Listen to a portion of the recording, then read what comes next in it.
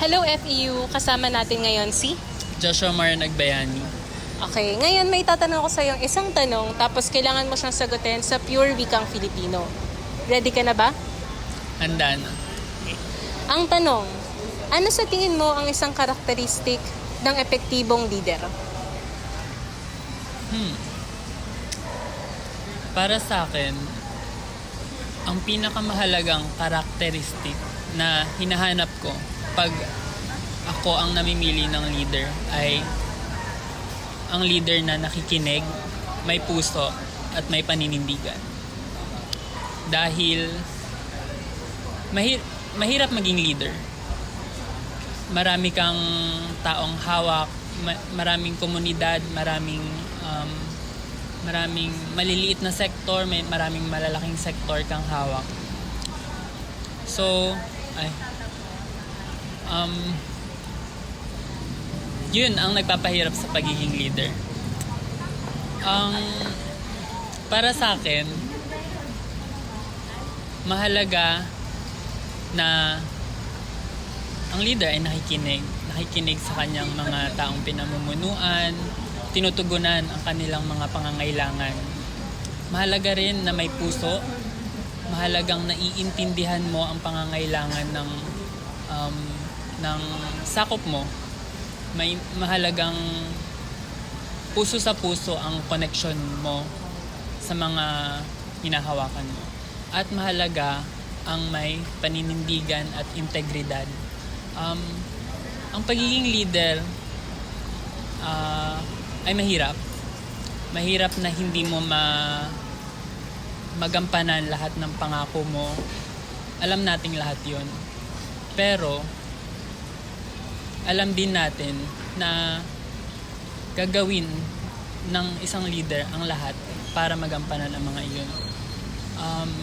Hindi lang naman siya ang kikilos. Kumbaga, may mga kasama siya. Mahalagang karakteristik din ng leader ang pakikipagkapwa na nakikinig sa mga suhestyon ng kanyang mga kapwa, ano ba ang tawag doon? Kapwa leaders. At mahalagang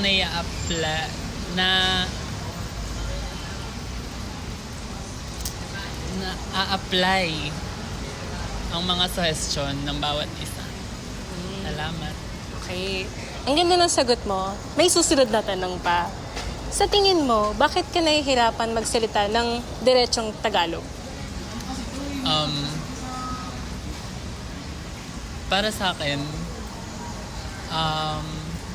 naitatak na sa utak ko mula pagkabata na ang pagsasalita ng Ingles ay isang marka ng isang edukadong tao. Marahil ay na ako ay nasanay na magsalita ng Taglish dahil simula pagkabata, pag-aaral, malaki talaga ang gampanin ng wikang Ingles para sa akin. So, ang pagsasalita ng Ingles or nahihirapan ako magsalita ng Ingles. Ano siya,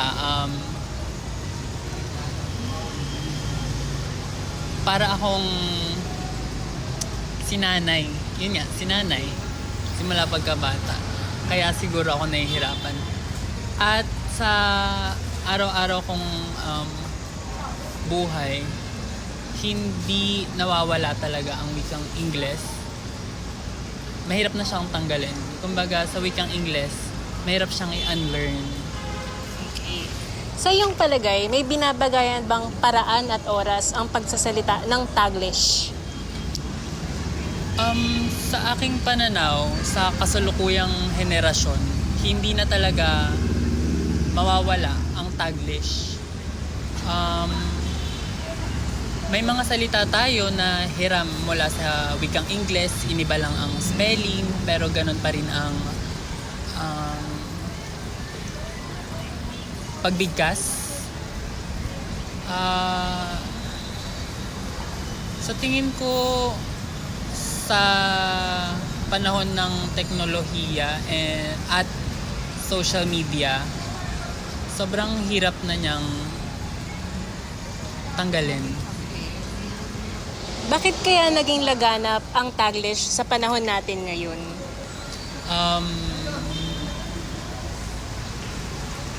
Yan nga, nasakop tayo ng mga Amerikano, nakuha natin ang kanilang wika,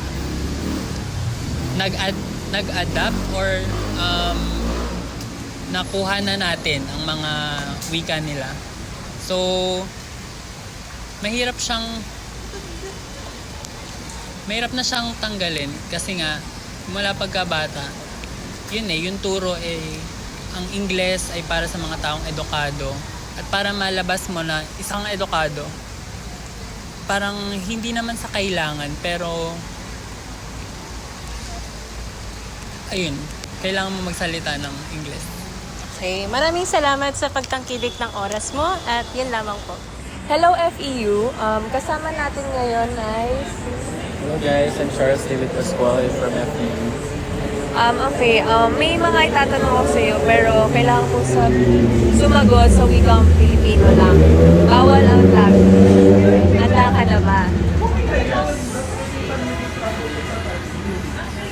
Okay, ang unang tanong, ano sa tingin mo ang katangian ng epektibong leader sa Pilipinas? Para sa akin, isa sa katangian o isang karakteristik ng isang epektibong liderato ay isang matapang at isang may paninindigan na leader na kayang ipagtanggol ang kanyang nasasakupan. Sa iyong palagay, bakit ka nahihirapan magsalita in pure Filipino? Actually, hindi naman ako nahihirapan magsalita ng pure Filipino. It's just that, since bata pa lang ako, English and Tagalog na talaga yung ginagamit ko language. May binabagayan bang paraan at oras ang pagsasalita ng Taglish? Wala naman, pero siguro kasi in a school setting, minsan mas pinapaboran ang pagsasalita ng English kaysa sa pagsasalita ng Tagalog. O minsan naman meron tayong mga subjects na pure Tagalog ang talagang kailangan natin gamitin. So yan siguro yung mga oras na pwedeng gumamit ng English o Tagalog. Sa iyong palagay, bakit kaya mas naging laganap ang Taglish sa panahon natin ngayon? Siguro it's a colonial setting din kasi minsan yung iba, sinasabi nila na mas magaling ang nagsasalita ng English kaysa magsalita ng Tagalog. Sinasabi nila mas knowledgeable daw yung nagsasalita ng English kaysa sa Tagalog.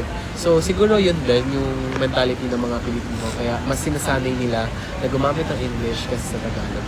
Okay. Ayun, dyan nagtatapos ang ating pananaliksik. Maraming salamat. Thank you. Hello ka-FEU, kasama natin ngayon si... Magandang umaga, ako si Irish.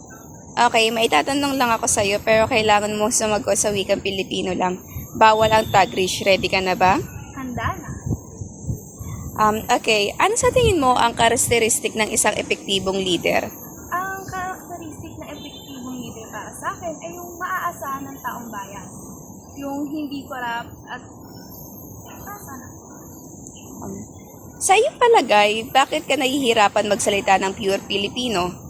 Nahihirapan ako magsalita ng purong Tagalog dahil hindi ito lagi natin nakakasanayan at kasi nagkahalo-halo na mga wika ngayon at mahirap din kasi bigkasin ang mga wikang Tagalog. Okay po. May binabagayan ka bang paraan at oras ng pagsasalita ng Taglish? Binabagayan ko ang pagsasalita ng Taglish pag kausap ko ang aking mga kaibigan, mga magulang, o mga kapatid. Bakit kaya mas naging laganap ang Taglish sa panahon natin ngayon? Naging naganap lang naman siya dahil sa social media kung saan nagkahalo-halo ng mga lengguwahe natin. At dyan nagtatapos ang ating pananaliksik. Maraming salamat, Irish. Hello FEU, so kasama po natin ngayon si Leona Antipuesto. Okay, so ngayon meron lang ako ilang katanungan sa'yo and dapat mo siya sagutin ng pure na wikang Filipino and bawal ka mag-Taglish. Okay lang ba sa'yo yun? Okay lang. Okay, so unang tanong, ano sa tingin mo ang mga katangian ng epektibong leader?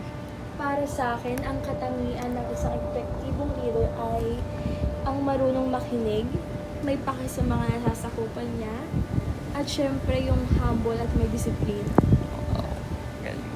Okay, so may pangalawang tanong lang ako sa'yo. Bakit nahihirapan ka magsalita ng pure Filipino? Di ba? Ang challenge natin, bawal mag-Taglish. Pero meron kang ilang mga words na nasabi in English. So, bakit? Sa tingin ko, isa sa mga rason nito ay syempre hindi mo naman maiiwasan na habang lumalaki ka, hindi lang ang wikang Pilipino ang naririnig mo. Kasi may mga possibilities na sa everyday conversations natin, meron tayong maririnig na wikang Ingles. So, tingin mo, may binabagayan bang paraan at oras yung pagsasalita ng Taglish? Sa tingin ko meron dahil hindi naman sa lahat ng oras angkop ang wikang Taglish. Kumbaga, syempre merong mga formal setting kagaya na lamang ng speech, reporting, or job interviews na kinakailangan sumagot sa wikang English at dapat appropriate yung gagamiting words. English or Tagalog? Wikang English or Tagalog?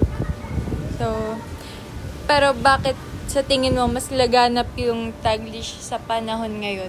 Sa tingin ko mas laganap ang wikang Taglish sa panahon ngayon dahil syempre mas na-expose tayo sa social medias and karamihan sa atin mga nahihilig sa movies na nakamix sa iba't ibang lingwahe.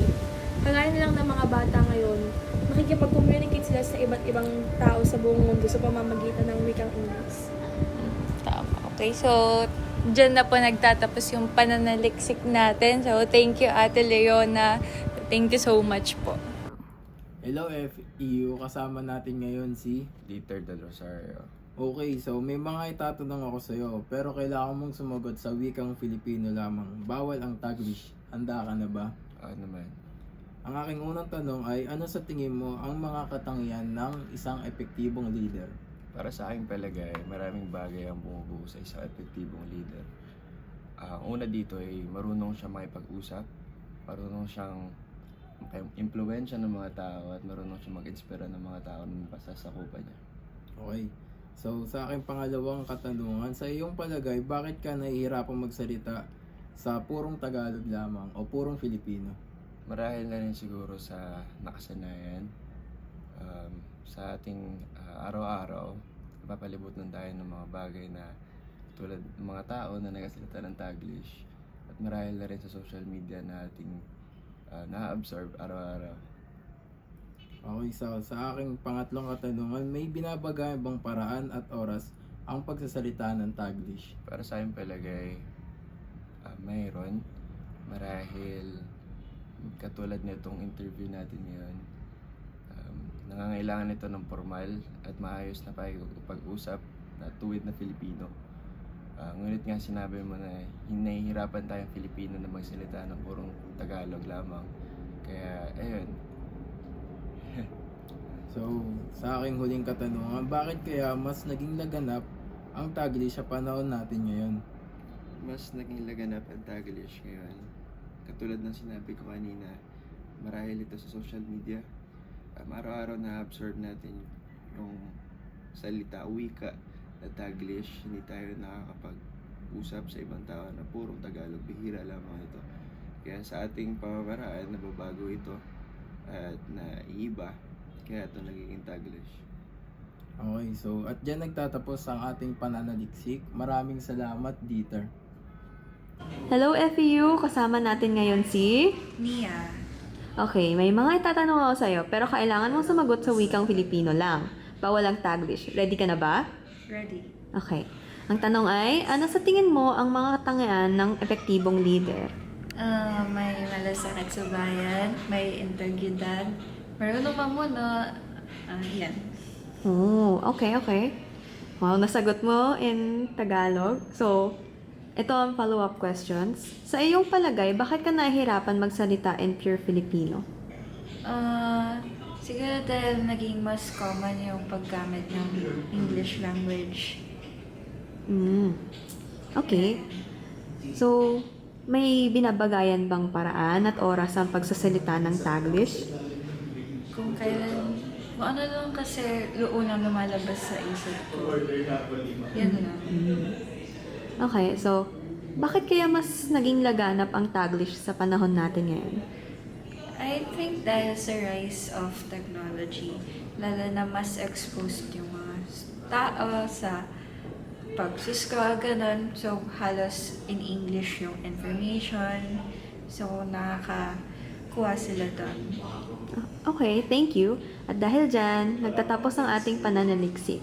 Maraming salamat, Rania. Thank you! Thank you!